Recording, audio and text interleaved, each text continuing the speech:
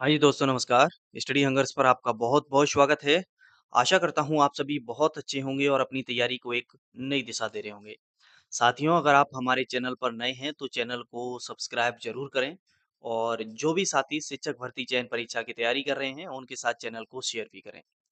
साथियों हम आपके साथ डिस्कस कर रहे हैं हमारे सामाजिक विज्ञान में जो हमारे ज्योग्राफी का पार्ट है उसको हम आपके साथ डिस्कस कर रहे हैं और इसका पहला वीडियो मैंने आपका बनाया हुआ है और इस सीरीज में हम सभी चीज़ों को टॉपिक वाइज आपके साथ डिस्कस करते हुए आगे बढ़ रहे हैं। स्टडी हंगर्स का जो ऐप है वो लॉन्च हो चुका है। जैसा कि मैंने आपको बताया था कि अ, किसी भी वीडियो के अंदर यदि मैं आपसे बात करता हूँ कि इसकी समरी जो है, कोई भी नोट्स हैं वो आपको कहाँ मिलेंगे, तो स्टडी हंगर्स का आप ऐप को डाउनलोड कर लेंगे। तो फ्री मटेरियल के सेक्शन में मैंने अलग से इसके सेक्शन बना दिए हैं अलग-अलग। तो वहाँ पर जाके आपको जो समरी है उसको आप जो भी नोट्स हैं वो वहाँ पर मैं अपलोड करता हूँ और वहाँ से आप क्या है कि इनको डाउनलोड करके प्रिंट निकाल सकते हैं। और बाकी के मैंने कहा था कि टॉपिक वाइज़ टेस्ट और आपके लिए कंप्लीट टेस्ट जितने भी आने वाले हैं, वो सभी आपके फ्री मॉक टेस्ट वाले सेक्शन में आपको मिलेंगे। तो चलिए, बात कर रहे थे हम आपसे इकाई 17 में भूगोल के बारे में और इसमें हम जो डिस्कस कर रहे थे आपके साथ, इसमें पहला चैप्टर हम डिस्कस कर रहे थे कि भारत का आकार और स्थिति। इसमें अभी कुछ चीज़ें पहले वीडियो में हमारी कवर नहीं हो पाई थी, तो इसके लिए ये आपका दूसरा वीडियो हमने कवर किया है। भारत का भौतिक स्वरूप और मुख्य भौगोलिक वितरण। ज़्यादातर जितनी भी समस्त चीज़ें हैं, हमारी इस वीडियो में मोस्टली हम कोशिश करेंगे कवर करने की। अगर फिर भी कुछ चीज़ें शेष रह जाएँगी, तो उसके लिए फिर हम अलग से आपके लिए एक वीडियो लेकर आएँगे। ठीक है? तो चलिए यहाँ पर बात हो गई है। अब एक चीज़ और आपने देखी होगी कि जितने भी इम्पोर्टेंट फैक्ट हैं वो मैप के माध्यम से मैं आपको बता ही रहा हूँ। साथ-साथ हमारी जो एनसीईआरटी है, उसमें हमारे जो भी टॉपिक हैं, उनको भी मैं साथ में आपके लिए कवर कर रहा हूँ। तो एक ये बेस्ट स्ट्रैटेजी आपके लिए रहेगी। यदि आप इस तरीके से तैयारी करेंगे, तो आपके सफल होने के चांस ज़्यादा रहेंगे। क्योंकि जो चयन कराएगा परीक्षा में वो आपका विज्ञान और सामाजिक विज्ञान वाला ही पार्ट कराएगा। बाकी के वो 3 सब्जेक्ट तो आप टेट परीक्षा के लिए पढ़ रहे हैं और सामान्यतः सभी लोग उसको पढ़ते हुए आ रहे हैं। नई चीज़ विज्ञान और सोशल साइंस ये दोनों चीज़ें हैं, ठीक है? जैसे ही हमारा ये चैप्टर कंप्लीट हो जाएगा उसके बाद हम भारत में उपमहाद्वीप तंत्र के ऊपर वीडियो लाएँगे। फिर इसी क्रम में आगे बढ़ते हुए जाएँगे और संपूर्ण ज्योग्राफी के टॉपिक को हम कंप्लीट करेंगे। इसके साथ ही साथ हम आपके लिए हिस्ट्री और पॉलिटी के वीडियो भी 1-2 दिन में आपको देखने को मिलेंगे। चलिए स्टार्ट करते हैं और जैसा कि इंडिया का जो मैप है, आप चाहें तो कोई भी एक मैप आता है तो मैप खरीद सकते हैं। यदि आपको नीड लगती है तो ले सकते हैं। ऑक्सफोर्ड का एक एटलस के नाम से मैप आता है, तो आप खरीद लेना वहाँ पर सब चीज़ें आपको ये देखने को मिल जाती हैं जितने भी हमारे मैप हैं और जो भी आपके सिलेबस में चीज़ें दी हैं, वो आप प्रैक्टिकली उन चीज़ों को वहाँ पर देख पाएँगे। आपके जो फिज़िकल मैप हैं और पॉलिटिकल मैप हैं वो वहाँ पर दिए हुए होते हैं, ठीक है? तो एक बार मैं आपको बताना चाहूँ यहाँ पर जो हमारा इंडिया का मैप है, इसमें हमने पहले वीडियो में पढ़ा था कि भारत किन-किन देशों के साथ सीमा बनाता है। तो यहाँ पर हमने देखा था कि पाकिस्तान के साथ सीमा लग रही थी, अफ़गानिस्तान, नेपाल, भूटान, चाइना, बांग्लादेश और म्यांमार, इन देशों के साथ क्या है, सीमा लगती है। ठीक है? और ये भी बताया था हमने वहाँ पर कि भारत के कौन-कौन से राज्य हैं, जो कि किस-किस देश के साथ कौन-कौन सा सीमा बनाते हैं, ठीक है? अब यहाँ पर कुछ 1-2 फैक्ट हैं जिनको मैं आपको यहीं पर बताना चाहता हूँ कि यदि पाकिस्तान के साथ भारत की जो अंतर्राष्ट्रीय बॉर्डर है या अंतर्राष्ट्रीय रेखा जिसे हम कहते हैं उसका नाम क्या है? तो ठीक है, भारत और पाकिस्तान के बीच की अंतर्राष्ट्रीय रेखा का नाम क्या है? तो इसका नाम है रेड क्लिफ रेखा। कौन-सी रेखा है? रेड क्लिफ रेखा। याद रखें आप इसको अच्छे से और इस रेखा का जो निर्धारण हुआ था, वो आपका 1947 में हुआ था। ठीक है? कब हुआ था? 1947 में और किसके द्वारा किया गया था? तो सर सीजे रैडक्लिफ के द्वारा किया गया था। ठीक है? सर सीजे रैडक्लिफ के द्वारा ये सीमा निर्धारित की गई थी। तो आपसे पेपर में पूछ लिया जाए भारत और पाकिस्तान के बीच की रेखा कौन-सी है? तो रैडक्लिफ रेखा। अब बात आती है भारत और अफ़गानिस्तान के बीच की रेखा। किसके बीच की? भारत और अफ़गानिस्तान के बीच की रेखा कौन-सी है? तो उस रेखा का नाम है डूरंड रेखा। कौन-सी रेखा? डूरंड रेखा। लेकिन वर्तमान में ये जो डूरंड रेखा है, ये है आपकी पाकिस्तान और अफ़गानिस्तान के बीच में। क्यों? क्योंकि इंडिया का ऐसा जो हिस्सा जो कि आपका प्रेज़ेंट में पीओके कहलाता है, पाक ऑक्युपाइड कश्मीर, पाक अधिकृत कश्मीर, यहाँ का कुछ हिस्सा जो है, वो क्या है पाकिस्तान ने अपने कब्ज़े में कर लिया। तो इस वजह से वर्तमान में ये जो सीमा लगती है, वो पाकिस्तान और अफ़गानिस्तान के बीच में लगती है। ठीक है? तो पाकिस्तान और अफ़गानिस्तान के बीच में सीमा है डूरंड रेखा, लेकिन अगर 1% केस में पूछ ले इंडिया और अफ़गानिस्तान के बीच में तो आप बता देंगे डूरंड रेखा। चलिए, अब एक और रेखा लगती है यहाँ पर चाइना के साथ अंतर्राष्ट्रीय बॉर्डर जो बनता है, ठीक है? तो चाइना के साथ जो अंतर्राष्ट्रीय रेखा है उसका नाम क्या है? तो इंडिया और चाइना के बीच में जो रेखा है उसका नाम है मैक-मोहन रेखा। कौन-सी रेखा है? मैक-मोहन रेखा। याद रखिए आप और इस रेखा का जो निर्धारण किया गया था, वो 1914 में शिमला में किया गया था। तो 3 रेखाएँ आपने पढ़ ली हैं। चलिए, अब हम बात करते हैं अगले अपने फैक्ट की ओर और यहाँ पर आप देख पा रहे हो गुजरात से लेकर देखिए, गुजरात से लेकर और यहाँ तक आपका वेस्ट बंगाल तक, ये हमारा जो प्रायद्वीपीय भारत है नीचे का, ये कहलाता है आपका कोस्टल एरिया पूरा का पूरा कहलाता है और यहाँ पर ये आपने देखा है कि इधर की साइड जो है वो आपकी बंगाल की खाड़ी है, इधर पश्चिम की साइड आप देखेंगे तो अरब सागर है, ठीक है? और इधर नीचे की तरफ जो है वो हिंद महासागर है, ठीक है? तो यहाँ पर हम जानते हैं कि कौन-कौन से भारत के ऐसे राज्य हैं जो समुद्र में सीमा बनाते हैं, यानी कि तटीय राज्य कहलाते हैं। तो यहाँ पर देखिए सबसे पहले जो समुद्र स्टार्ट होता है वो गुजरात से होता है। गुजरात के बाद महाराष्ट्र, महाराष्ट्र से गोवा, गोवा के बाद कर्नाटक और केरल। 5 राज्य जो हैं वो आपके वेस्टर्न घाट पर हैं। किस घाट पे हैं? पश्चिमी घाट पर हैं, ठीक है? और यहाँ पर सागर कौन-सा है पश्चिम में? तो आपने देखा था अरब सागर। ये चीज़ें आपको अब रट जानी चाहिए क्योंकि बार-बार रिपीट हो रही हैं और अभी कुछ देर बाद आप भौगोलिक स्थिति पढ़ेंगे तो वहाँ पर भी ये चीज़ आपको देखने को मिलेंगी। तो 5 राज्य हो गए हमारे पश्चिमी घाट पर, गुजरात, महाराष्ट्र, गोवा, कर्नाटक और केरल। जब हम आगे बढ़ते हैं तो इधर हमें मिलेगा तमिलनाडु, आंध्र प्रदेश, ओडिशा और पश्चिम बंगाल। और ये जो हैं, ये आपके पूर्वी घाट पर हैं। तो 4 राज्य जो हैं समुद्र से सीमा बना रहे हैं, तटीय राज्य हैं, ये पूर्वी घाट पे हैं और यहाँ पर जो खाड़ी है उसका नाम है बंगाल की खाड़ी। कौन-सी खाड़ी है? बंगाल की खाड़ी, याद रखिए आप। ठीक है?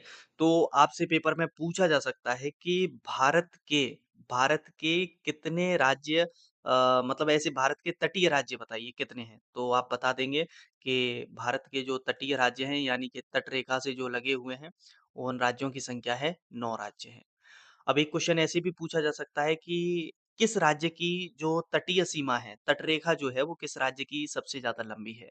तो तटरेखा सबसे लंबी जो है तटरेखा सबसे लंबी किसकी है? तो गुजरात की है। किसकी है? गुजरात, याद रखें आप। गुजरात की जो तटरेखा है वो आपकी 1663 किलोमीटर के आसपास है। और दूसरे नंबर पर जो आता है आपका आंध्र प्रदेश आता है। यानी कि गुजरात के बाद तटीय रेखा जो है वो सबसे ज़्यादा किसकी है? आंध्र प्रदेश की है। ठीक है? चलिए तो यहाँ तक ये बात हो जाती है। अब हम आगे बढ़ते हैं अपने अगले फैक्ट की ओर और एक पॉइंट आपने पढ़ा था इससे पहले जो एनसीईआरटी थी कक्षा 6 की, वहाँ पर हमने भारत के आकार और स्थिति की बात की थी, तो एक पॉइंट आया था वहाँ पर कि एक रेखा है जिसका नाम है कर्क रेखा, ठीक है? कर्क रेखा जो है वो भारत के कितने राज्यों से होकर गुजरती है? तो कर्क रेखा भारत के 8 राज्यों से होकर गुजरती है। एक तो पॉइंट ये बन जाता है। दूसरा फैक्ट पूछ लेते हैं कि भारत के ऐसे कौन-कौन से राज्य हैं जिनसे तट आपकी कर्क रेखा ट्रॉपिक ऑफ कैंसर जिसे कहते हैं वो गुजरती है। तो यहाँ पर आप देखिए सबसे पहले जो है वो गुजरात है। गुजरात के बाद ये कुछ एरिया राजस्थान का लगता है। गुजरात, राजस्थान, मध्य प्रदेश, छत्तीसगढ़, झारखंड, पश्चिम बंगाल, त्रिपुरा और मिज़ोरम। तो 8 राज्य हैं, ठीक है? याद रखें गुजरात, राजस्थान, मध्य प्रदेश, छत्तीसगढ़, झारखंड, पश्चिम बंगाल, त्रिपुरा और मिज़ोरम। तो 8 राज्य हैं जिनसे होकर क्या गुजरती है? कर्क रेखा गुजरती है 23.5 डिग्री पर। ये कर्क रेखा क्या है? भूमध्य रेखा क्या है? इन सब रेखाओं के बारे में चलकर जब अगला टॉपिक हमारा जब हम अक्षांश और देशांतरीय स्थिति पढ़ेंगे, तो वहाँ पर ये सभी चीज़ें आपको देखने को मिलेंगी, ठीक है? हम जो पढ़ रहे हैं, हम उसके अकॉर्डिंग पढ़ रहे हैं, हमारे सिलेबस में जो टॉपिक दिए गए हैं। एनसीईआरटी में आप देखेंगे तो देशांत अक्षांश देशांतर वाला टॉपिक पहले है और ये वाला टॉपिक बाद में है। तो उससे कोई दिक्कत नहीं है, हम अपने सिलेबस के अकॉर्डिंग चीज़ों को क्रम से पढ़ रहे हैं जिससे सुविधाजनक लगें चीज़ें आपको, ठीक है? चलिए, अब देखिए यहाँ पर ये आपका ब्लैंक मैप है, इस तरीके से आप मार्केट में मिल जाते हैं, आप ले भी सकते हैं और इसकी प्रैक्टिस कर सकते हैं।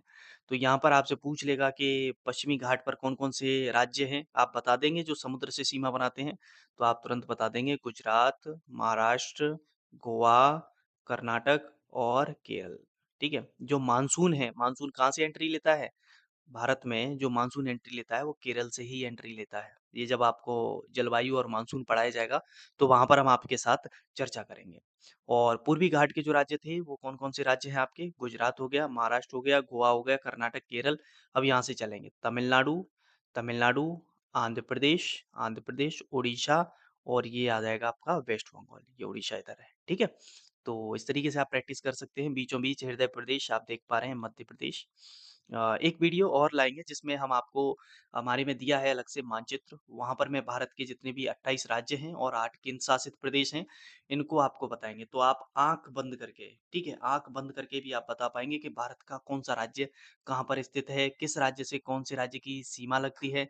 ऐसे कौन-कौन से राज्य हैं जो भू-आविष्टित हैं, भू-आविष्टित लैंडलॉक्ड जिसे कहते हैं। भू-आविष्टित से तात्पर्य होता है कि ऐसा राज्य जो समुद्र से सीमा नहीं बनाता है, ठीक है? तो ये सब चीज़ें जब मानचित्र वाला जो चैप्टर है वहाँ पर अच्छे से आपको वहाँ पर बताई जाएँगी। अब आपके समक्ष एक और मैप है, इसमें आप देखिए, हमारा जो भारत है, इसका जो भौतिक विभाजन है, हमारे भारत में सभी प्रकार की चीज़ें देखने को मिलती हैं। जिस तरीके से तमाम प्रकार के धर्म, भाषाएँ, संस्कृति, पहनावे, रीति-रिवाज, भारत जो है, वो विविधताओं वाला देश है। तो ये तो चीज़ें ठीक है सामान्य रूप से, लेकिन भौतिक आधार पे भी भारत जो है, वो विविधताओं वाला देश है। भौतिक आधार पर अगर हम बात करें तो भारत में जो है हिमालय जैसा देखिए विशाल पर्वत हमें देखने को मिलता है, ठीक है? और हमें यहाँ पर ये इधर ये मैदान देखने को मिलते हैं, उत्तरी मैदान जो भी हैं। और हमें यहाँ पर दक्कन का पठार, पठार भारत में देखने को मिलते हैं। तटीय क्षेत्र भी भारत में देखने को मिलते हैं। मरुस्थल भारत में देखने को मिलते हैं। तो ऐसा नहीं है कि भारत की जो भूमि है एकदम समतल ही है। नहीं, समतल नहीं है। सब तरह की चीज़ें हमें देखने को मिल रही हैं। रेगिस्तान भी देखने को मिल रहे हैं, पठार देखने को मिल रहे हैं, तटीय क्षेत्र देखने को मिल रहे हैं, पर्वत देखने को मिल रहे हैं, मैदानी क्षेत्र देखने को मिल रहे हैं। और यहीं से अब लिंक अप होने वाला है आपका भारत के भौतिक स्वरूप से, ठीक है? तो इधर का जो एरिया है ये ब्लू कलर से जो यहाँ पर डिफाइन किया गया है, ये तटीय क्षेत्र को रिप्रेजेंट करता है। इनको अब आप अलग-अलग से डिटेल में पढ़ने वाले हैं, ठीक है? और यहाँ पर ये जो है वो आपके दक्षिण के पठार को रिप्रेजेंट करता है, थार का मरुस्थल राजस्थान में है। ये आपके सतलज, गंगा, ब्रह्मपुत्र के जो उत्तरी मैदान है उसको रिप्रेजेंट कर रहा है। ये आपका इधर वाला जो एरिया है वो हिमालय को रिप्रेजेंट करता है, हिमालय, ठीक है? और ये उत्तर पर्वतीय प्रदेश जो हैं उनको रिप्रेजेंट करता है, ठीक है? अब ये तो हो गए कुछ बेसिक से फैक्ट। जब आप कक्षा 9 की एनसीईआरटी पे जाएँगे, देखिए मैंने एक चीज़ सोची कि क्यों ना आपके लिए सब चीज़ें इसी में सम्मिलित कर दी जाएँ। तो अब मैं आपको स्विच करता हूँ एनसीईआरटी की ओर। तो कक्षा 9 में जब आप देखेंगे भूगोल, तो वहाँ पर एक स्पेशल टॉपिक आपको मिलेगा भारत का भौतिक स्वरूप। और वहाँ पर अलग-अलग टॉपिक के रूप में हिमालय है, तो हिमालय के तीनों भाग हैं, उनको बताया गया है, तो उनको डिटेल में पढ़ेंगे। पठारों को डिटेल में पढ़ेंगे, तटीय क्षेत्रों को डिटेल में पढ़ेंगे, ठीक है? और थार मरुस्थल को डिटेल में पढ़ेंगे। तो अब हम आपको लेकर चलते हैं अपनी एनसीईआरटी की ओर, ठीक है? चलिए, एनसीईआरटी में देखिए ये दिया हुआ है भारत का भौतिक स्वरूप। भारत के भौतिक स्वरूप को हम जानते हैं। अ, हो सकता है कि आपको जब ये चीज़ों को पढ़ेंगे तो आपको ये लगेगा कि केवल सामान्य रूप से हम चीज़ों को पढ़ते जा रहे हैं। हाँ, कक्षा 5 तक की जो एनसीईआरटी है वो थोड़ी-सी ईज़ी है, आसान है, बोरिंग नहीं लगती हैं। लेकिन जब जैसे-जैसे क्लास बढ़ती जाती है तो वहाँ पर जो डाटा है, कंटेंट है, वो एक अच्छे स्तर का और टफ़ होता जाता है। तो चीज़ें थोड़ी-सी आपके लिए हो सकता है कि आपको बोरिंग लगें, लेकिन ऐसा आपको नहीं करना है। चीज़ों को आपको पढ़ना है, इसमें बहुत ही अच्छे-अच्छे शानदार फैक्ट आपको मिलेंगे, उनको अपनी कॉपी में आपको नोट करते हुए जाना है, ठीक है? तो चलिए स्टार्ट करते हैं। जैसा कि आप जानते हैं कि भारत विभिन्न स्थलाकृतियों वाला एक विशाल देश है, आप किस प्रकार के भूभाग में रहते हैं? यदि आप मैदानी क्षेत्र में रहती हैं, तो आप वहाँ के दूर तक फैले विशाल मैदानों से परिचित होंगी और यदि आप पर्वतीय क्षेत्र के निवासी हैं, तो आप पर्वतीय ढलानों और घाटियों से भली-भांति परिचित होंगे। वास्तव में हमारे देश में हर प्रकार की भू आकृतियाँ पाई जाती हैं, जैसे कि पर्वत, मैदान, मरुस्थल, पठार और द्वीप समूह। इन सभी को आप अब डिटेल में पढ़ेंगे। भारत की भूमि बहुत अधिक भौतिक विभिन्नताओं को दर्शाती है। भूगर्भीय तौर पर प्रायद्वीपीय पठार पृथ्वी की सतह का प्राचीनतम भाग है। इसे भूमि का एक बहुत ही स्थिर भाग माना जाता था, परंतु हाल के भूकंपों ने इसे गलत साबित किया है। हिमालय एवं उत्तरी मैदान हाल ही में बनी स्थलाकृतियां हैं। भूगर्भ वैज्ञानिकों के अनुसार हिमालय पर्वत एक अस्थिर भाग है। हिमालय की पूरी पर्वत श्रृंखला एक युवा स्थलाकृति को दर्शाती है, जिसमें ऊंची गहरी घाटियां तथा तेज बहने वाली नदियां हमें देखने को मिलती हैं। ठीक है, चलिए अब यहाँ पर आप मैप को देख पाएंगे और ये जो मैप है इस मैप को आप थोड़ा सा देखें। यहाँ पर जो है वो आपका हिमालय पर्वत को बताया गया है पूरा, और हिमालय पर्वत की जो चोटियां हैं वो हमारी यहाँ पर हमें दिखाई गई हैं। जैसे कि आप देखेंगे काराकोरम दर्रा और बड़ा लालचा, कैलाश श्रेणी, मानसरोवर झील, गुरु मंदाता, एवरेस्ट चोटी, कंचनजंगा, बूमला, नामचा बरवा, ये सभी चोटियां हैं और ये हिमालय को रिप्रेजेंट कर रही हैं यहाँ पर। बाकी की यहाँ से देखिए हिमालय से बहुत सारी नदियाँ निकली हुई हैं।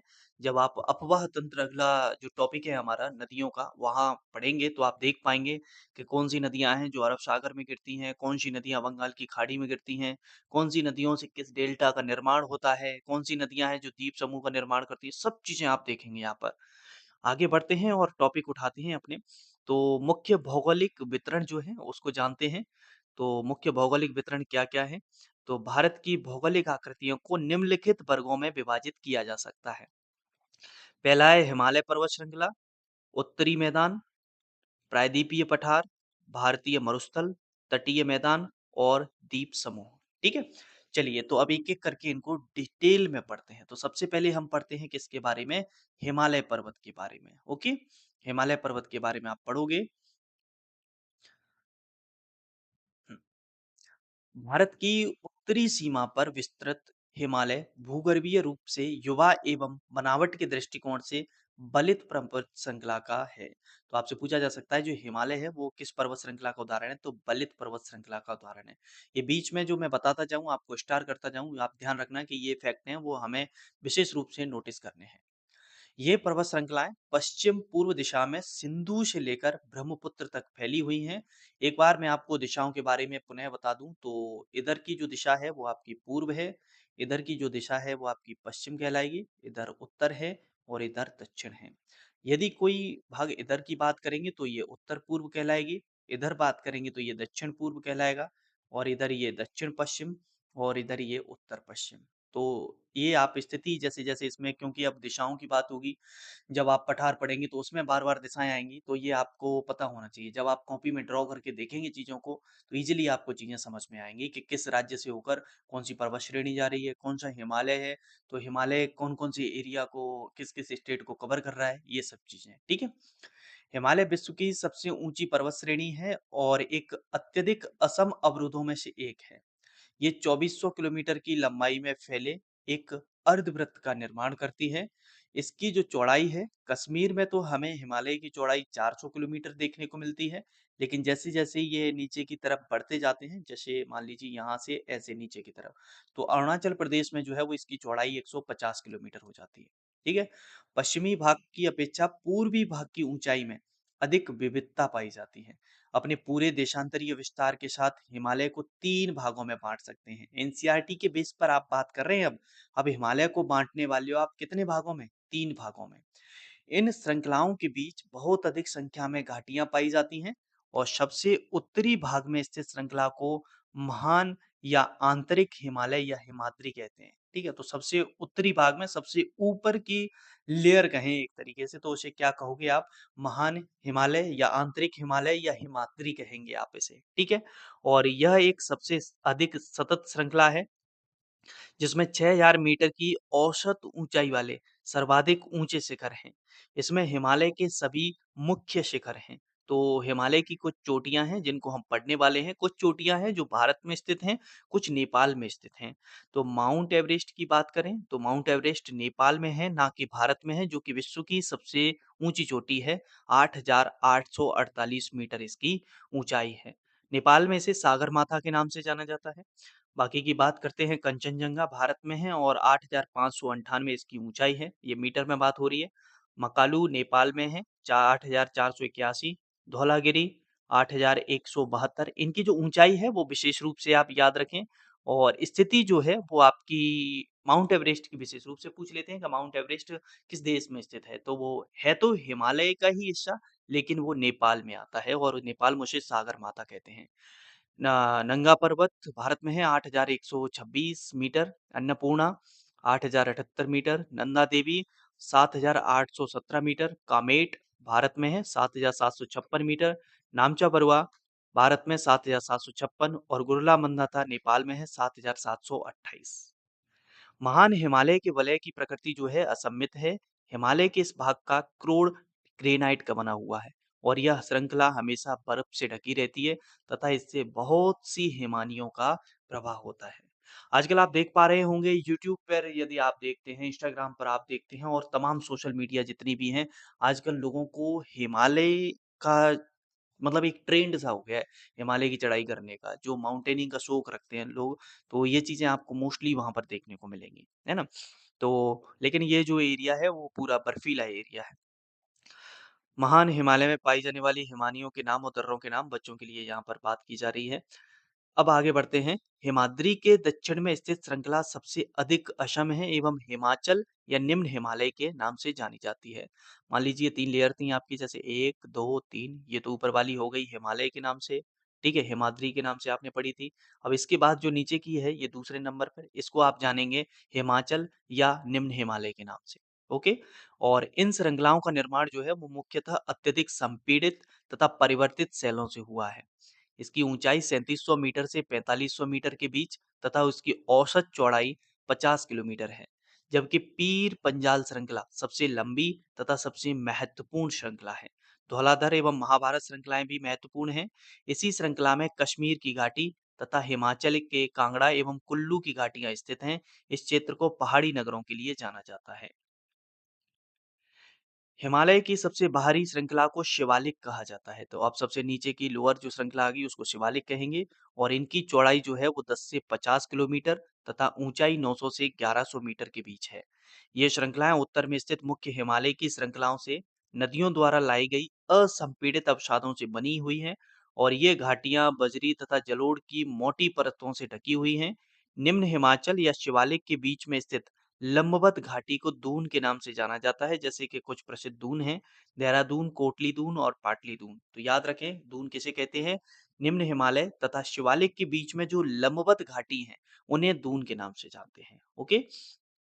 चलिए आगे बढ़ते हैं और यहाँ पर देखिए, ये पूरी बातें हो रही हैं, जो भी मैप में ये फिजिकल मैप है और पूरा यहाँ पर भौतिक चीज़ों को बताया गया है। ये उत्तरी मैदान है, देखिए अभी कुछ देर पहले आपने मैप में देखे थे। और ये भारतीय मरुस्थल है, ठीक है? और गारो खासी जयंतियाँ ये आप मेघालय में उस साइड एरिया में देखोगे। ये भौतिक स्थितियों को रिप्रेजेंट कर रहा है। देखिए 1 नंबर डला हुआ है, ये 2 नंबर, ये 4 नंबर पे मारुस्थल, दक्कन का पठार और ये तटीय क्षेत्रों की बात हो रही है। कोंकण वाला एरिया ये स्पेशली इसको आप पढ़ेंगे अभी हाल कुछ देर पहले बाद में जिसमें आप महाराष्ट्र, गोवा वाला जो एरिया है इसके बारे में, ठीक है? और ये पूर्वी घाट है। और इनके बारे में पूर्वी घाट, पश्चिमी घाट इनके बारे में पहले वीडियो में पढ़ चुके हैं कि कौन-सा घाट कटा हुआ है, कौन-सा घाट चौड़ा है, तो इसके बारे में और आप डिटेल में इस वीडियो में पढ़ेंगे। ओके, आगे बढ़ते हैं। इस उत्तर-दक्षिण के अतिरिक्त हिमालय को पश्चिम से पूर्व तक स्थित क्षेत्रों के आधार पर भी विभाजित किया गया है। इन वर्गीकरणों को नदी घाटियों की सीमाओं के आधार पर किया गया है। उदाहरण के लिए सतलज एवं सिंधु के बीच स्थित हिमालय के भाग को पंजाब हिमालय के नाम से जानते हैं। देखिए, एक तो हिमालय के आपने इस तरीके से नाम पढ़ लिए, हिमाद्री, उत्तरी हिमालय और ये, ठीक है? 3 आपने ये नाम इधर पढ़ लिए। अब हम बात कर रहे हैं कि नदियों की घाटियों की सीमाओं के आधार पर भी क्या है, हिमालय के नाम बाँटे गए हैं। तो पूछा जा सकता है कि सतलज और सिंधु के बीच स्थित हिमालय के भाग को क्या कहेंगे? तो पंजाब हिमालय के नाम से जानते हैं। और पश्चिम से पूर्व की तरफ जब आप जाओगे तो इसे कश्मीर तथा हिमाचल हिमालय के नाम से जानते हैं। सतलज और काली नदियों के बीच स्थित हिमालय भाग को कुमायूं हिमालय के नाम से जानते हैं। काली तथा तीस्ता नदियाँ नेपाल हिमालय का एवं तीस्ता तथा दिहांग नदियाँ असम हिमालय का सीमांकन करती हैं। तो हिमालय के नदियों के आधार पर भी आप देख रहे हैं कई नाम आपको देखने को मिले। पंजाब हिमालय, कुमायूं हिमालय, हिमाचल हिमालय, ठीक है? और यहाँ पर आपका ये नेपाल हिमालय, असम हिमालय, तो हिमालय के कई नाम हैं और हिमालय के कई क्षेत्रीय नाम भी हैं। ब्रह्मपुत्र हिमालय की सबसे पूर्वी सीमा बनाती है। ब्रह्मपुत्र के बारे में आप पढ़ेंगे, ये चाइना से निकल कर आती है और बहुत बड़ी नदी है। दिहांग महाखड्गार्ज के बाद हिमालय दक्षिण की ओर एक तीखा मोड़ बनाते हुए भारत की पूर्वी सीमा के साथ फैल जाता है। इन्हें पूर्वांचल या पूर्वी पहाड़ियों तथा पर्वत श्रृंखलाओं के नाम से जाना जाता है। नॉर्थ ईस्ट में ये ब्रह्मपुत्र निकलती हुई आएगी, असम से इधर से एंट्री लेती हुई, वेस्ट बंगाल से एंट्री लेती हुई और इधर गिरेगी ये आपकी बंगाल की खाड़ी में। ठीक है? और गंगा ब्रह्मपुत्र मिलकर दोनों एक सुंदरवन डेल्टा बनाएंगी।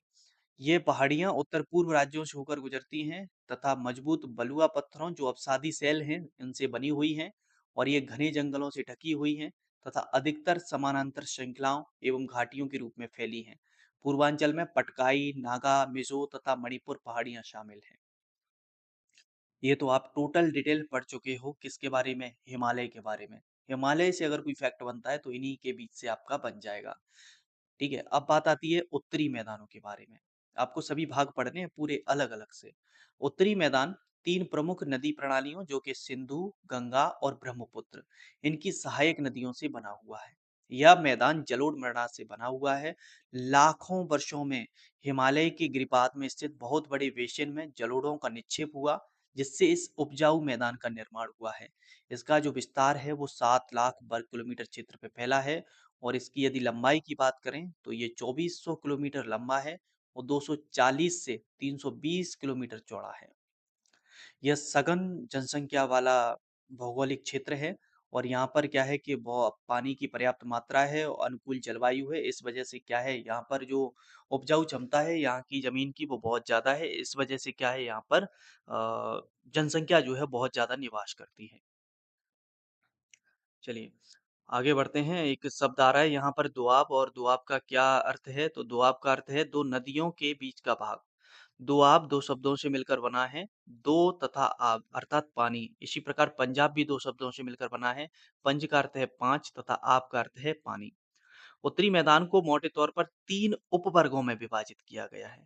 ठीक है, एक तो उत्तरी मैदान टोटल डिटेल पढ़ ली, कितनी लंबाई है, कितनी एरिया पे फैला हुआ है, कितनी इसकी चौड़ाई है, कौन-कौन सी नदियां हैं जो इसमें जलोढ़ मिट्टी लेकर आ रही हैं। ठीक है, अब बात आती है कि उत्तरी मैदान के पश्चिमी भाग को पंजाब का मैदान कहते हैं।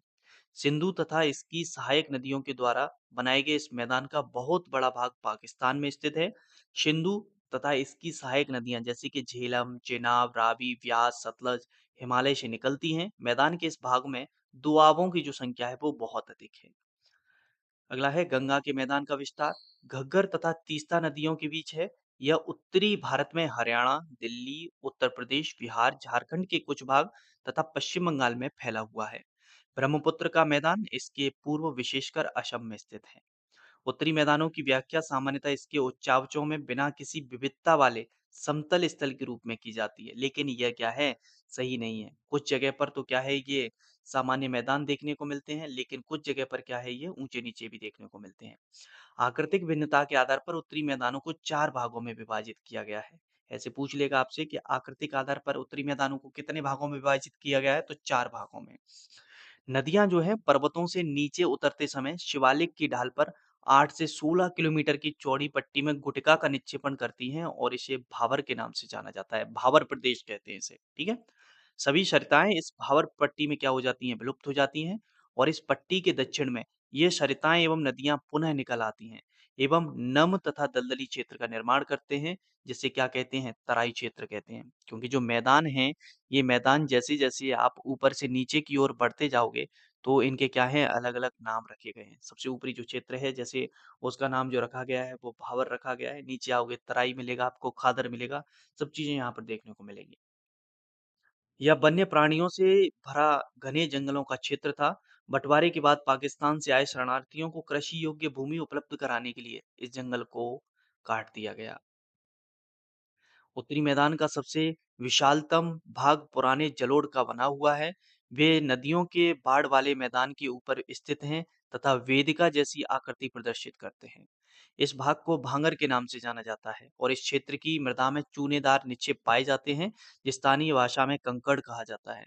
और बाढ़ वाले मैदानों के नए तथा युवा निक्षेपों को खादर कहा जाता है। इनका लगभग प्रत्येक वर्ष पुनर्निर्माण होता है, इसलिए ये उपजाऊ होते हैं तथा गहन खेती के लिए आदर्श होते हैं। तो आप जो हैं वो हिमालय के बारे में पढ़ चुके हैं कि हिमालय का जो विभाजन है वो कैसे-कैसे है? किन-किन नदियों के बीच में हिमालय का नाम क्या रहेगा? हिमालय के भाग कौन-कौन से हैं? जो हमारे मैदान हैं, उत्तरी मैदान, उन उत्तरी मैदान कैसे-कैसे इनका विभाजन है? कितनी इसकी चौड़ाई है? और कैसे ऊपर से जब आप ऊपर से मतलब तात्पर्य क्या है कि एकदम भारत में आप नीचे की तरफ नहीं आ जाओगे ना। जैसे एग्ज़ाम्पल के लिए यदि मैं आपसे बात करूँ, जैसे यहाँ पर ड्रॉ करने की कोशिश करूँ, तो यहाँ पर आप देखिए, मतलब आप भारत से जब ऊपर देखोगे तो आपको ये वाला एरिया मिलेगा, लद्दाख मिलेगा, लद्दाख के बाद इधर आपको ये हिमाचल प्रदेश, उत्तराखंड, हिमाचल प्रदेश, ये इस तरीके से जब आप नीचे की तरफ आओगे तब आपको मिलेंगे ना उत्तर प्रदेश, बिहार, झारखंड ये तो। लेकिन आपको सबसे पहले तो ये ऊपर से नीचे की ओर आना पड़ेगा। आ रही है ना बात समझ में? इसलिए इसके आधार पर इनके अलग-अलग नाम रखे गए हैं। तो आप हिमालय पढ़ लिया, उत्तरी मैदान पढ़ लिया, अब हम पढ़ने वाले हैं पठार के बारे में, ठीक है? प्रायद्वीपीय पठार। प्रायद्वीपीय पठार एक मेज़ की आकृति वाला स्थान है। पठार का तात्पर्य क्या होता है कि ऐसा मतलब भू-भाग जो सामान्य जगह से समतल से क्या है, ऊपर की ओर उठ जाए। जैसे ये ज़मीन है, ज़मीन से ऊपर की तरफ ये भाग उठ गया, इस तरीके से ये पठार कहलाएगा आपका, प्लेट्यू, ठीक है? प्रायद्वीपीय पठार एक मेज़ की आकृति वाला स्थल है जो पुरानी क्रिस्टलीय, आग्नेय तथा रूपांतरित शैलों से बना हुआ है। और यह गोंडवाना भूमि के टूटने एवं अफ़वाह के कारण बना हुआ है तथा यही कारण है कि प्राचीनतम भूभाग का एक हिस्सा है। इस पठारी भाग में चौड़ी तथा छिछली घाटियां एवं गोलाकार पहाड़ियां देखने को मिलती हैं। इस पठार के दो मुख्य भाग हैं, एक तो है मध्य उच्च भूमि और एक है दक्कन का पठार। नर्मदा नदी के उत्तर में प्रायद्वीपीय पठार का वह भाग जो कि मालवा के पठार के अधिकतर भागों में फैला है, उसे मध्य उच्च भूमि के नाम से जाना जाता है। तो पठार की ये मोस्टली एरिया यहाँ पर बात हो रही है आपके ये मध्य प्रदेश, छत्तीसगढ़ इधर वाले एरिया में जो फैला हुआ है। फिर आप नीचे की तरफ जाओगे तो वहाँ पर आपको महाराष्ट्र इधर वाला जो एरिया है, वहाँ मिलेगा। तो विंध्य श्रृंखला दक्षिण में सतपुड़ा श्रृंखला तथा उत्तर-पश्चिम में अरावली से घिरी हुई है। पश्चिम में यह धीरे-धीरे राजस्थान के बलुई तथा पथरीले मरुस्थल में मिल जाता है और इस क्षेत्र में बहने वाली नदियां चंबल, सिंध, बेतवा, केन दक्षिण-पश्चिम की उत्तर-पूर्व की तरफ बहती हैं और इस प्रकार वे इस क्षेत्र को ढाल को दर्शाती हैं। मध्य उच्च भूमि पश्चिम में चौड़ी लेकिन पूर्व में संकीर्ण है। इस पठार के पूर्वी विस्तार को स्थानीय रूप से बुंदेलखंड तथा बघेलखंड के नाम से जाना जाता है। इसके और पूर्व के विस्तार को दामोदर नदी तथा अपवाहित छोटा नागपुर के पठार दर्शाता है। दक्षिण का पठार की बात कर रहे हैं। अब ये ऊपर वाले हिस्से की बात कर ली आपने। बुंदेलखंड, बघेलखंड और ये मध्य प्रदेश का जो एरिया है, उस छत्तीसगढ़ एरिया की बात कर चुके हैं, झारखंड वाले एरिया की। अब नीचे की बात हो रही है। दक्षिण का पठार एक त्रिभुजाकार भूभाग है। याद रखें कैसा भूभाग है? त्रिभुजाकार। जो नर्मदा नदी के दक्षिण में स्थित हैं और उत्तर में इसके चौड़े आधार पर सतपुड़ा की श्रृंखला है, जबकि महादेव, कैमूर की पहाड़ी, मैकाल श्रृंखलाएं इसके पूर्वी विस्तार हैं। क्या है ये? पठार है, तो पठार में कई सारी आपको पहाड़ियाँ देखने को मिलेंगी, कई माउंटेन रेंजेस देखने को मिलेंगी, ठीक है? जब माउंटेन्स पढ़ेंगे तो आप अगर हमारे इसमें टॉपिक होगा माउंटेन तो वहाँ पर आप इनको देखेंगे और मैप से देखेंगे तो चीज़ें और अच्छे से समझ आएँगी आपको। अभी मैं इसलिए नहीं बता रहा क्योंकि जो टॉपिक जब जहाँ आएगा वहाँ पर आपको समझाया जाएगा। भारत के भौतिक मानचित्र पर इन पहाड़ियों एवं श्रृंखलाओं की स्थिति को ज्ञात करें। तो अभी हमने मैप देखा था कुछ देर पहले, तो वहाँ पर जब आप देखेंगे तो ये पहाड़ियाँ आपको देखने को मिलेंगी। दक्षिण का पठार पश्चिम में ऊंचा एवं पूर्व की ओर कम ढाल वाला है। इस पठार का एक भाग उत्तर पूर्व में भी देखा जाता है, जिसे स्थानीय रूप से मेघालय, कार्बी एंगलोंग पठार तथा उत्तर कचार पहाड़ी के नाम से जाना जाता है। अच्छा, एक चीज और मैं करूंगा कि इस टोटल जो समरी है वो समरी तो मैं आपकी ऐप पर अपलोड करूँगा ही, मतलब इस पूरे के पूरे पाठ का सार, मतलब जिन लोगों को इसको पढ़ने में बोरिंग लगे, जिन लोगों को पढ़ने में लगे कि हमें नहीं चीज़ें समझ में आ रही, हमें तो इसका कॉन्क्लूज़न मिल जाए, तो पूरा का पूरा कॉन्क्लूज़न तो मैं अपलोड करूँगा, उसके साथ-साथ ये वाली एनसीईआरटी है, मतलब ये जो जिस टॉपिक है, उसको भी मैं आपका अपलोड कर दूँगा, तो दोनों चीज़ें देख लेना अपने अकॉर्डिंग, है ना? यह एक भ्रंश के द्वारा छोटा नागपुर पठार से अलग हो गया है और पश्चिम से पूर्व की ओर 3 महत्वपूर्ण श्रृंखलाएँ जो कि गारो, खासी, जयंतिया मेघालय में देखने को मिलेंगी। दक्षिण के पठार के पूर्वी एवं पश्चिमी सिरे पर क्रमशः पूर्वी तथा पश्चिमी घाट स्थित हैं। पश्चिमी घाट पश्चिमी तट के समानांतर स्थित है। वे सतत हैं तथा उन्हें केवल दर्रों के द्वारा ही क्या किया जा सकता है? पार किया जा सकता है। भारत के भौतिक मानचित्र में थाल घाट, भोर घाट, पाल घाट की स्थिति ज्ञात करें। अब देखिए पश्चिमी घाट की स्थिति के बारे में बात कर रहे हैं यहाँ पर हम। पश्चिमी घाट पूर्वी घाट की अपेक्षा कैसे हैं? ऊँचे हैं। पूर्वी घाट के 600 मीटर की औसत ऊँचाई की तुलना में पश्चिमी घाट की ऊँचाई 900 से 1600 मीटर है। पूर्वी घाट का विस्तार महानदी घाटी से दक्षिण में नीलगिरी तक है। पूर्वी घाट का विस्तार सतत नहीं है, यह अनियमित है। मतलब बीच-बीच में क्या है, ये टूटा हुआ है। बंगाल की खाड़ी में गिरने वाली नदियों ने इनको काट दिया है। जब जैसे मान लो इधर वाला जो एरिया है, ये वाला आपका पूर्वी घाट है इधर, ठीक है? अब जो जितनी भी बड़ी-बड़ी नदियाँ हैं ज़्यादातर सब यहीं गिरती हैं बंगाल की खाड़ी में। तो ये नदी जब गिरेंगी, तो इस एरिया में कटाव क्षेत्र निर्मित करेंगी कि नहीं करेंगी? तो इस एरिया को काटेंगी, इस वजह से बीच-बीच में इसमें कटान है, ठीक है? पश्चिमी घाट में पर्वतीय वर्षा होती है। यह वर्षा घाट के पश्चिमी ढाल पर आर्द्र हवा के टकराकर ऊपर उठने के कारण होती है। पश्चिमी घाट को विभिन्न स्थानीय नामों से जाना जाता है। पश्चिमी घाट की ऊंचाई उत्तर से दक्षिण की ओर बढ़ती जाती है और इस पश्चिमी घाट में हमें ऊंचे-ऊंचे शिखर देखने को मिलते हैं जैसे कि अनाईमुड़ी 2695 मीटर, डोडा बेट्टा 2633 मीटर। पूर्वी घाट का सबसे ऊंचा शिखर है महेंद्रगिरी जो कि 1500 मीटर। पूर्वी घाट के दक्षिण पश्चिम में शेवरॉय तथा जावेद की पहाड़ियां मिलेंगी, इलायची पहाड़ियां मिलेंगी यहाँ पर हमें, है ना? उड़ंग मंडलम जिसे ऊटी के नाम से जाना जाता है तथा कोडई कनाल जैसे प्रसिद्ध पहाड़ी नगरों की स्थिति देखने को मिलती है। प्रायद्वीपीय पठार की एक विशेषता यहाँ पाई जाने वाली काली मृदा है जिसे दक्कन ट्रैप के नाम से भी जाना जाता है। इसकी उत्पत्ति ज्वालामुखी से हुई है। काली मिट्टी आप देखेंगे और इसके जो शैल हैं वो आग्नेय हैं। वास्तव में इन शैलों का समय के साथ साथ क्या हो रहा है, क्षरण होता जा रहा है, अपरदन हो रहा है जिसकी वजह से काली मिट्टी का निर्माण हो रहा है। ओके। अब बात आती है कि भारत के मरुस्थल भी आपको पढ़ने हैं क्योंकि भौगोलिक जो स्थिति है भारत की वो इतनी आसान नहीं है। सब सभी चीजें देखने को मिल रही हैं तो सभी चीजों को आपको पढ़ना पड़ेगा। अब मरुस्थल केवल और केवल राजस्थान में है। तो अरावली पहाड़ियों के पश्चिमी किनारे में थार का मरुस्थल स्थित है और यहाँ पर बालू के टिब्बों से ढका हुआ एक तरंगित मैदान हमें देखने को मिलता है। मतलब पाकिस्तान का स्पेशली ये जैसलमेर, बाड़मेर इधर वाला जो एरिया है वो 150 मिलीमीटर से यहाँ पर कम वर्षा होती है। इस शुष्क जलवायु वाले क्षेत्र में वनस्पति बहुत कम देखने को मिलती है और यहाँ पर मिलती भी हैं तो कैक्टस और नागफनी देखने को मिलती है और दूसरा एक वृक्ष है राजस्थान का बहुत प्रसिद्ध खेजड़ी वृक्ष, ये देखने को मिलता है। वर्षा ऋतु में कुछ सरिताएं दिखती हैं, कुछ नदियां देखने को मिलती हैं और इसके बाद ये क्या हो जाती हैं, बालू में ही मतलब रेत में विलीन हो जाती हैं। पर्याप्त जल नहीं मिलने से क्या है, वे समुद्र तक पहुंच ही नहीं पाती हैं। केवल लूनी नदी इस क्षेत्र की सबसे बड़ी नदी है। बरकान, अर्धचंद्राकार बालू का टीला, ये बहुत देखने को मिलते हैं यहाँ पर, लेकिन लंबवत टीले भारत-पाकिस्तान सीमा के आसपास ही देखने को मिलते हैं। अगर आप जैसलमेर जाएँगे, तो वहाँ पर आपको बरकान देखने को मिलेंगे। तो पूछा जा सकता है बरकान क्या है? तो अर्धचंद्राकार बालू के टीले हैं। चलिए, अब बात आती है तटीय मैदानों के बारे में। प्रायद्वीपीय पठार के किनारों संकीर्ण तटीय पट्टियों का विस्तार है। यह पश्चिम में अरब सागर से लेकर पूर्व में बंगाल की खाड़ी तक विस्तृत हैं। तटीय क्षेत्र आपने पढ़े थे और हमने तटीय राज्य जो हैं वो अभी मैंने कुछ देर पहले आपको बताए थे।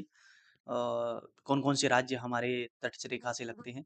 पश्चिमी तट पश्चिमी घाट तथा अरब सागर के बीच स्थित एक संकीर्ण मैदान है। ये पश्चिमी तट वाला इधर एरिया है जाएगा और इधर वाला पूर्वी घाट हो जाएगा। ठीक है? और इस मैदान के भी क्या है, 3 भाग हैं। तट के उत्तरी भाग को कोंकण कहते हैं जो कि मुंबई और गोवा वाला एरिया है।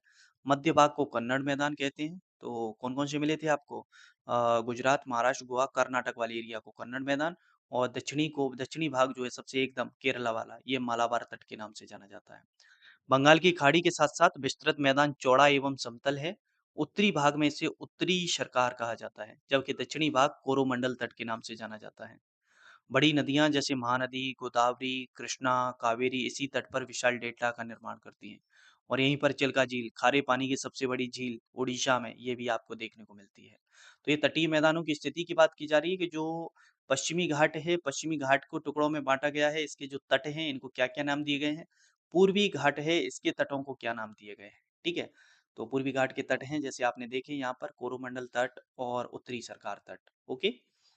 चलिए। यहाँ पर एक फैक्ट भी है, ये अभी हमने बात की थी, चिल्का झील भारत में खारे पानी की सबसे बड़ी झील है, ओडिशा में महानदी डेल्टा के दक्षिण में स्थित है। केरल के मालाबार तट के पास स्थित लक्षद्वीप की स्थिति को ज्ञात करने के लिए कह रहे हैं और द्वीपों का यह समूह छोटे प्रवाल द्वीपों से बना है। पहले इनको लकाद्वीप, मिनिकॉय तथा एमिनी द्वीप के नाम से जाना जाता था 1973 में इसका नाम लक्षद्वीप रख दिया गया और ये 32 वर्ग किलोमीटर के छोटे से क्षेत्र में फैला हुआ है। आइलैंड है ये, है ना? इसकी अंडमान निकोबार की तरह। कावारती द्वीप लक्षद्वीप का प्रशासनिक मुख्यालय है। इस द्वीप समूह पर पादप तथा जंतु के बहुत से प्रकार पाए जाते हैं। पिटली द्वीप जहाँ मनुष्य का निवास नहीं है, वहाँ एक पक्षी अभयारण्य है। अब बंगाल की खाड़ी में उत्तर से दक्षिण की तरफ फैले द्वीपों की श्रृंखला को ध्यान से देखिए। ये अंडमान और निकोबार द्वीप समूह है, ठीक है? तो जैसा कि मैं यहाँ पर बताऊँ आपको, बार-बार अगर मैं ये प्रायद्वीपीय भारत निर्मित करता हूँ, तो समझ जाया करें। इधर की तरफ केरला से इस साइड है, ये आपका लक्षद्वीप है और इधर तमिलनाडु से इस साइड जो है, वो आपका इस तरीके से ऐसे-ऐसे ये आपका अंडमान निकोबार है। प्रवाल क्या है? प्रवाल के बारे में आप पहले पढ़ चुके हैं, पुनः फिर पढ़ लेते हैं। प्रवाल पॉलिप्स कम समय तक जीवित रहने वाले सूक्ष्म प्राणी हैं, जो कि समूह में रहते हैं। इनका विकास छिछले तथा गर्म जल में होता है। इनसे कैल्शियम कार्बोनेट का स्राव होता है। प्रवाल स्राव एवं प्रवाल अस्थियाँ टीले के रूप में निक्षेपित होती हैं। ये मुख्यतः 3 प्रकार के होते हैं। प्रवाल रोधिका, तटीय प्रवाल भित्ति और प्रवाल वलय द्वीप। ऑस्ट्रेलिया का ग्रेट बैरियर रीफ प्रवाल रोधिका का अच्छा उदाहरण है। प्रवाल वलय द्वीप गोलाकार या हार्स शू आकार वाले देखने को मिलते हैं। ओके। और द्वीप समूह की बात हम ऑलरेडी ये पढ़ चुके हैं, हमने देख लिया कि लक्षद्वीप और अंडमान निकोबार इनके बारे में हमने पढ़ लिया है। तो ठीक है, इसमें ये सब चीज़ें आपकी हो जाती हैं यहाँ तक कवर और ये पूरा चैप्टर आपका मोस्टली कवर हो जाता है। फिर भी यदि मैं देखूँगा इसमें कोई भी अगर फैक्ट रह जाएँगे तो उसके लिए मैं आपको अलग वीडियो लेकर आऊँगा। ओके, चलिए फिर मुलाकात करेंगे अगली वीडियो में, जब तक आप सभी अपना ख्याल रखें। जय हिंद, जय भारत।